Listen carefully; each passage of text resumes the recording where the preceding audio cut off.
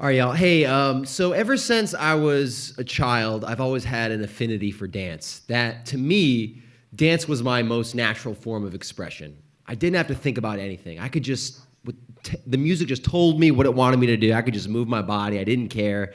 Just dance just represented pure freedom. And ever since I was a kid, like since I could remember, I would just dance whenever I heard a song that I liked. You know, I'd do it in grocery stores, school, just anywhere. And I remember one time when I was a kid, there would be music playing at the restaurants we'd go to where I lived at in the Bay Area of South Houston. We'd live by the dock. And they'd be playing, Santana, just like ripping it hard. And I would just be out there dancing instead of finishing my chicken tenders. I was going at it. I remember one night I made $10 in tips. I was 5 years old.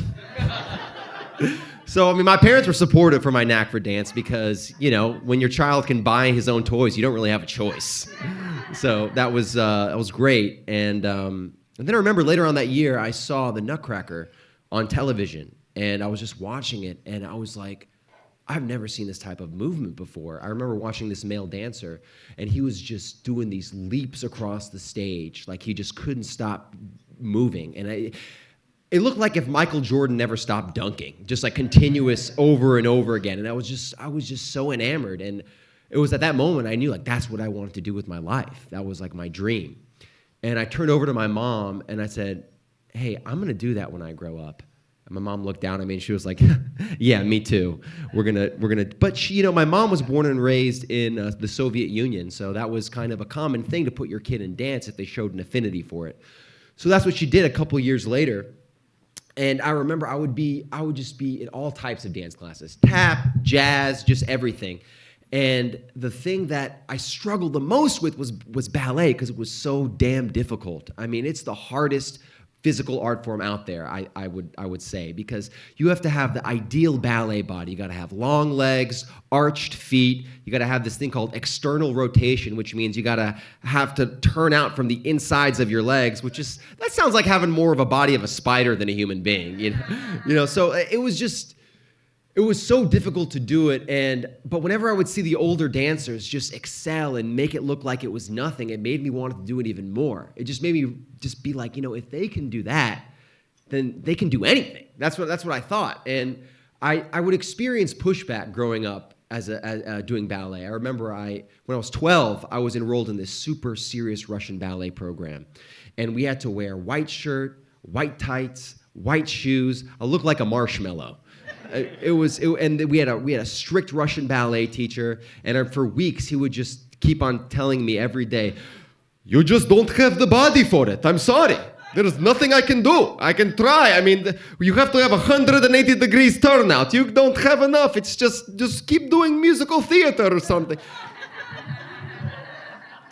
I got so sick of that after a few weeks. In the middle of class one time, I just stopped and I was like, I will have the body for it, and you're going to help me do so. And because no one stands up to him, you know what I mean? So he just looked at me with his mouth open, his eyes wide, like he saw the most self-confident ghost that you could ever see. And he was just like, all right, let's get to work. Let's do it. So that's what I did. And it's interesting because it's as if my body heard me, because that next year, in 1 year, I grew 7 inches. It was insane. I hit that growth spurt, and while I was growing all that time, I was just training religiously, taking extra classes, stretching like all the time, doing all these different exercises. When I did this one exercise where I put my foot underneath like a supported surface, and I would just do these backups over and over again just to get more flexibility. I was like the Rocky Balboa of ballet. Just doing everything that I could. And throughout that time period, I remember I would start getting progressive pain in my back. And it just felt like a soreness that never went away.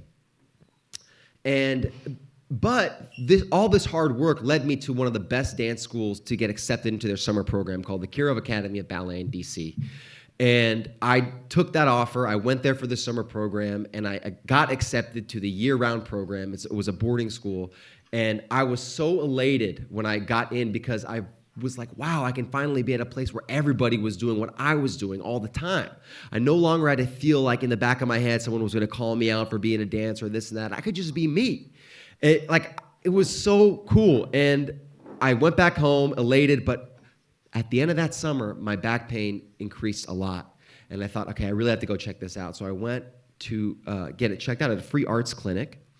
And this doctor was diagnosing my back, and she goes, when are you leaving for this school? And I said, tomorrow. She goes, all right, we got to get you an MRI, an X-ray, get everything going.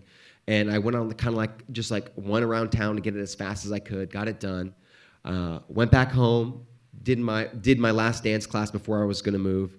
And my dad comes to pick me up. And when I saw him, his face was really stern. And he was really serious. And he said, you need to call Dr. Clairman. And when I talked to her, she said, basically, because you grew so much, you don't have enough muscle to support all the bone that you've developed. And throughout all your extensive training, you have a condition called spondylolisthesis, which is a fracture in your L4, L5 vertebra. And at that moment, it was really difficult because, I mean, it just felt like everything I worked for was out the window. I mean, it's to have people throughout your life tell you you can't do something and then have your own body tell you you can't do it. I mean, that was such a letdown for me. And she said that you have a choice. You can either just keep dancing and then your back will deteriorate over time and it's going to be really bad for you as you get older, or we can take the preventative measures. It may not heal, but you might have a chance. And on one hand, I just wanted to keep going. I didn't want to stop because I'm like, I'm already dealing with the pain. I can probably manage. But on the other hand, I was like, well, I want to have a great career. I don't want to just get by with this. You know, this is my freaking dream. So instead of going to the school of my dreams where I was going to be like Harry Potter and Hogwarts, just flying around, you know, like Avada, pirouette, you know, all this stuff. Instead of doing that, I show up to 9th grade in public school in a full body back brace from my neck to my pelvis. Yep. And you know, people don't really mess with you because you wear it over your shirt so you look like a buff boxed person. So it's not that bad, you know. I wasn't a threat to any of the girls I had crushes on, their parents or anything like that, because like my brace was literally their chastity belt. So it wasn't a big deal. And throughout that time, I did everything that we could to like get it right. I did physical therapy. I did Reiki, which is like energy healing. I did acupuncture. Like my parents were so supportive throughout the whole way and doing everything that I could. And then I remember 4 months into it, I got another X-ray and an MRI, and it said that it still was not healing. And I really felt like my identity was being stripped away because this is all I was doing throughout the time I was a kid. And I didn't know what I was going to do without it, but I never said no.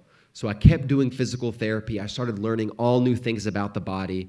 And because I had this newfound knowledge and understanding, I created a new relationship with how I was exerting my muscles all around my back.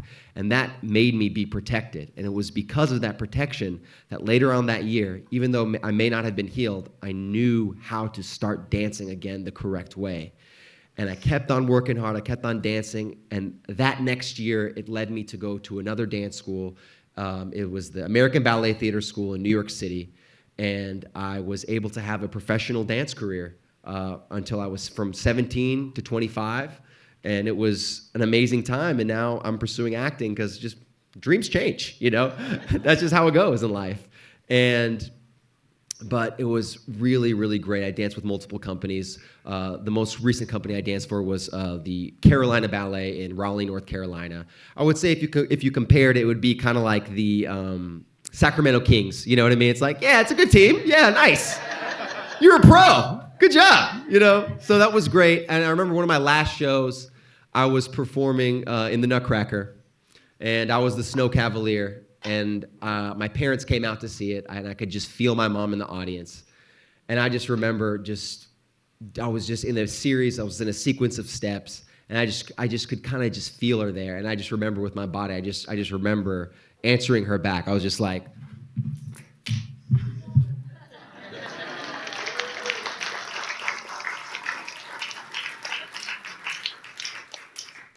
told you.